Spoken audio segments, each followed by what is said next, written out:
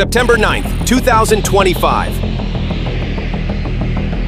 At exactly 7:23 p.m., a 40-year-old Su-24M bomber is performing its final checks for one of its most challenging missions.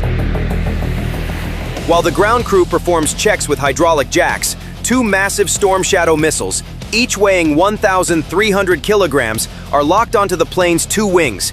Inside them are Broach tandem warheads, each weighing 450 kilograms, designed to collapse shelters and reinforced concrete headquarters from within.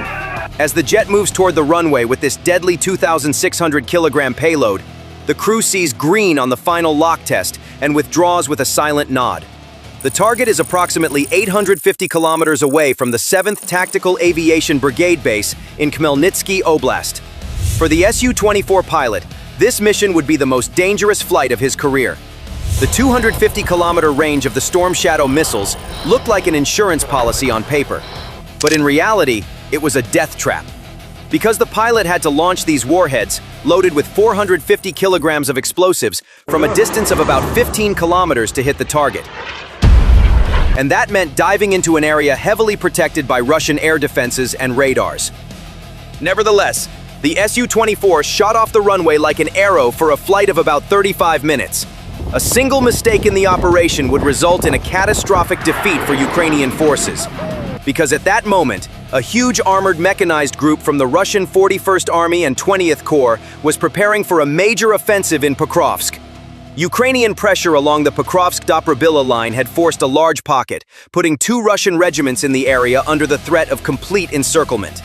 The call for support had reached the 41st Army and 20th Division. Behind the front lines, dozens of T-90 tanks, BMP-3 armored combat vehicles, and self-propelled howitzers were gathering for a counterattack toward Pokrovsk, while fuel and ammunition convoys waited their turn to move. However, this attack line would collapse before a single tank could turn its tracks, because the Russian High Command had made one of the most unforgivable mistakes in modern warfare. The day before, Ukraine's Hortitsia M land-based electronic warfare and signals intelligence system had detected an abnormal data traffic intensity on specific frequencies used by senior Russian commanders. Russian officers had acted within their comfort zones, relying on their routines. No one knew that these conversations and data streams had already been filtered and cataloged. The signals intersected at 2 points: the Topaz radio electronic factory in the north of the city and the massive Donetsk metallurgical plant in the center. Shark reconnaissance drones, immediately directed to the area, tracked this trail from an altitude of 15,000 feet with powerful optical zoom cameras. The Shark reconnaissance drone's hours-long, extended observation provided visual confirmation of the vehicle rotation and escort numbers of high-ranking officers entering and leaving the facilities. Visual confirmation was provided by Shark drones that these two industrial facilities were the headquarters of the 41st Army and 20th Division. Ukrainian forces had also detected the massive mechanized tank convoy's preparations for an attack in this way. However, the way to stop the massive Russian tank convoy was neither to bomb the convoy nor to collide with it on the front line. Because Ukrainian troops had no time for counter-defense and ambush either, the plan was much bolder and much smarter: to eliminate the source of the flood, namely the two brains controlling it, simultaneously and with a single precision strike. Therefore, the only chance was a successful shot from the Su-24. Donetsk and its surroundings were protected by a network of Russia's most advanced, multi-layered air defense systems, such as the S-300 and S-400. Storm Shadow missiles flew just below the speed of sound, at a speed of Mach 0.8 to 0.95. Launching from maximum range, a safe distance, meant giving Russian radars and fighter jets a golden window of approximately 15 minutes to detect, track, and destroy these slow and stable targets. This meant the operation would fail before it even began. The solution lay on that fine line between madness and heroism, reducing the missile's airborne time to under 1 minute. He would launch the missiles about 15 kilometers from the target and somehow get out of there alive. Alone, without escorts. His only protection would be his aircraft's mastery of low altitude, the electronic countermeasure ECM capabilities gained through NATO integration, and the deadly symphony that would soon erupt in the skies over Donetsk.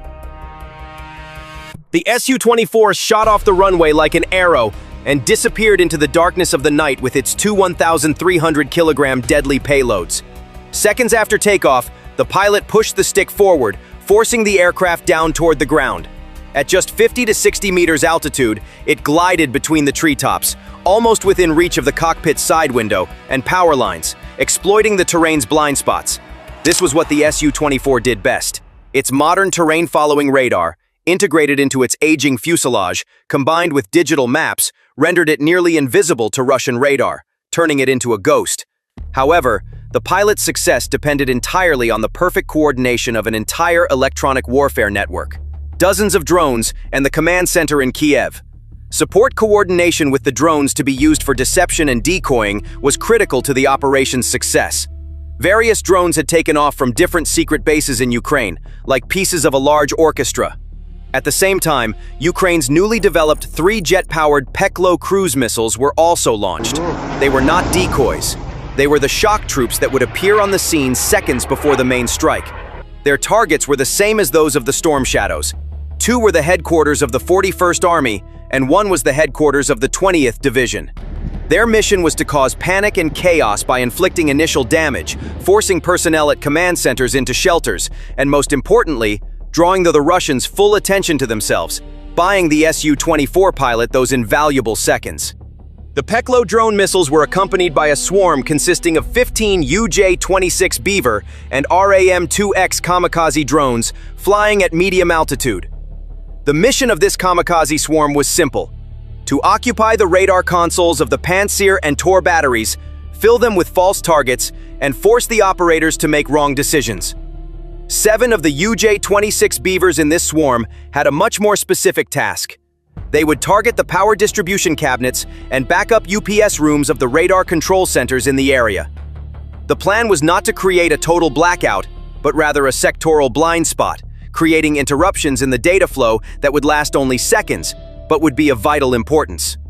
This entire complex operation was being managed in real time from an underground command center in Kiev via an encrypted satellite link. On the giant screen, icons representing the Su-24s, kamikaze drones, and Peklos advanced amid threatening red circles indicating Russian radar ranges.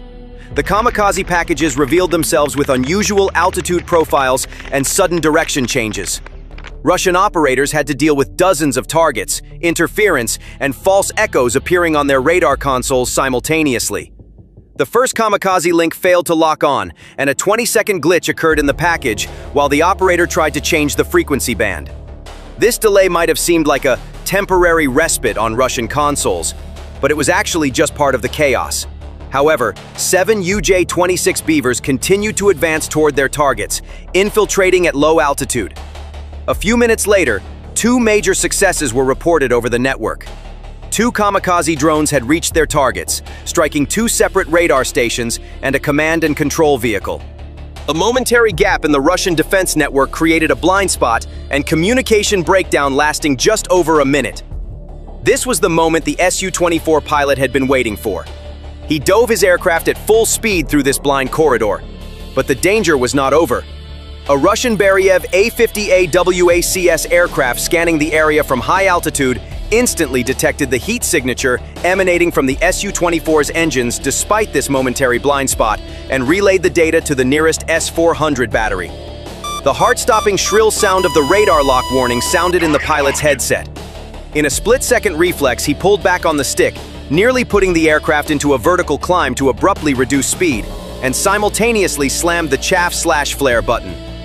The metal particles and magnesium heat cloud erupting from the aircraft's rear successfully deceived the seeker head of the approaching 48N6E missile. The massive missile, heading for the false target, exploded several kilometers away in the sky in a huge fireball. It was a life-and-death dance that lasted seconds. When the pilot escaped the danger and dove back to low altitude, the Peklos were about to reach their targets. The trio of Peklos entered the city from different axes. One was detected and shot down at 8 kilometers by a Tor battery. Another was destroyed at 12 kilometers by a Pantsir. 2 fireballs appeared in the sky. However, the third one bypassed all defenses and struck the main communications tower on the roof of the Topaz factory, where the 41st Army headquarters was located.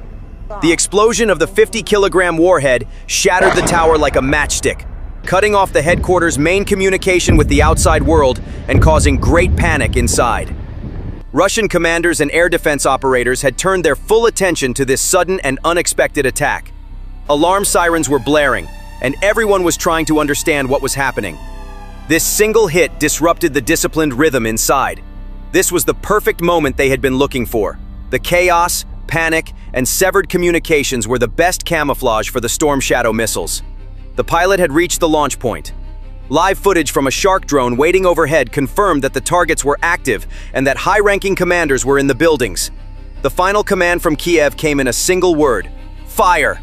2 Storm Shadows smoothly detached from the wings of the aircraft and began their autonomous, deadly journeys.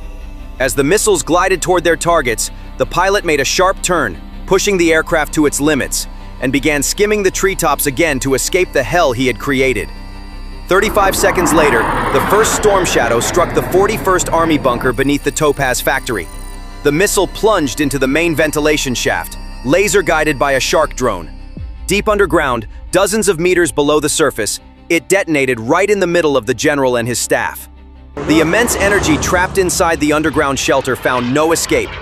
The pressure wave bounced off the concrete walls and tore everything inside apart: equipment, plans, almost down to their atoms. 43 seconds later, the second Storm Shadow reached the 20th Division headquarters at the metallurgy factory. The Broach warhead worked like a flawless symphony. The leading explosive pierced several layers of reinforced concrete on top of the building, creating a perfect hole for the main warhead to pass through. Milliseconds later, the 450-kilogram main warhead slipped through that hole and exploded right in the heart of the building, in the middle of the command center. The massive pressure wave tore through all the floors from the inside out, finding no escape route. The building's steel skeleton resisted for a moment, then, unable to withstand its own weight, collapsed in a huge cloud of fire, smoke, and concrete dust, taking everything inside with it. The Russian side's initial reaction was to conceal the panic and the scale of the disaster. It was reported that both facilities were quickly surrounded by military cordons formed by Spetsnaz and FSB units. All roads leading to the area were cut off. Debris removal work began under projectors throughout the night, under absolute secrecy. Ambulance and fire engine sirens that did not stop throughout the night, heavy machinery working until morning, and streets closed to traffic with military tape revealed the whole truth. The impact of the attack can be described as Russia's command paralysis. The headquarters of the 41st Army and 20th Division were not only places where orders were given, but also centers where intelligence from the entire front line was gathered, analyzed, and artillery, air support, and logistics flows were directed accordingly. When these centers were destroyed, the Army lost its brain. Troops in the field could not contact their superiors. Phones went silent, encrypted networks collapsed, and the Army reverted to a structure where orders were transmitted on paper, extremely slow and inefficient in the middle of the 21st century. Hourly plans stretched into days. In modern warfare, the effectiveness of artillery depends on the shortness of the time between sensor and strike. The headquarters functioned as centers that processed target information from UAVs and forward observers and relayed it to artillery batteries.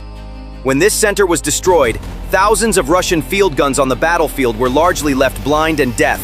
We witnessed the same situation in these operations. After Ukraine's attacks on 2 Russian command centers, the Kremlin's artillery fire either stopped completely or turned into random harassment fire with low accuracy. The large mechanized offensive that was being prepared required enormous amounts of fuel and ammunition. The centers that managed the flow and timing of this supply were the headquarters that were hit. Without them, the logistics convoys behind the front lines remained in their depots, waiting for orders. Hundreds of tanks and armored vehicles became metal piles, devoid of fuel and ammunition. The destruction of these 2 industrial sites, considered the heart of Donetsk and deemed untouchable, created a shockwave within the Russian army and among its collaborators. Even personnel serving in headquarters behind the front lines no longer felt safe. This led to deep mistrust and paranoia among the command echelons. The surviving Russian command elements began to split into smaller, scattered units and constantly change locations. While this made it more difficult to target them, it permanently reduced their command efficiency and coordination capabilities. Meetings at the Russian Army's command center on the Ukrainian front lines became shorter, decisions were delayed, and most importantly, the question of who had targeted them sparked a witch hunt within the institutions. the FSB launched investigations, suspecting a traitor or infiltration within, further undermining the morale and initiative of military personnel. This attack not only stopped a Russian offensive, but also created a golden opportunity for Ukraine to seize the initiative across Donbass. With the Russian front paralyzed and in a state of command vacuum, Ukraine launched its counteroffensive. When the coordination of Russian artillery and air defense broke down, Ukraine's own drones, artillery, and even armored units found much greater freedom of movement on the battlefield. Areas that were previously risky due to Russian counter-battery fire now became hunting grounds for Ukrainian artillery. Russian units, left without command, began to leave gaps in their defensive lines. Ukrainian special forces and small, mobile assault groups infiltrated these gaps, raided Russian rear lines, cut off supply routes, and launched local counterattacks. Advances that would have taken months were now being made in a matter of days thanks to this command vacuum. Ukraine was no longer the side reacting to Russia's next move. It was the side dictating the pace and location of the war. The static trench warfare in Donbass gained the potential to transform into a dynamic maneuver warfare in Ukraine's favor. So this move was not just a story of burning buildings and dead commanders. It marked the dawn of how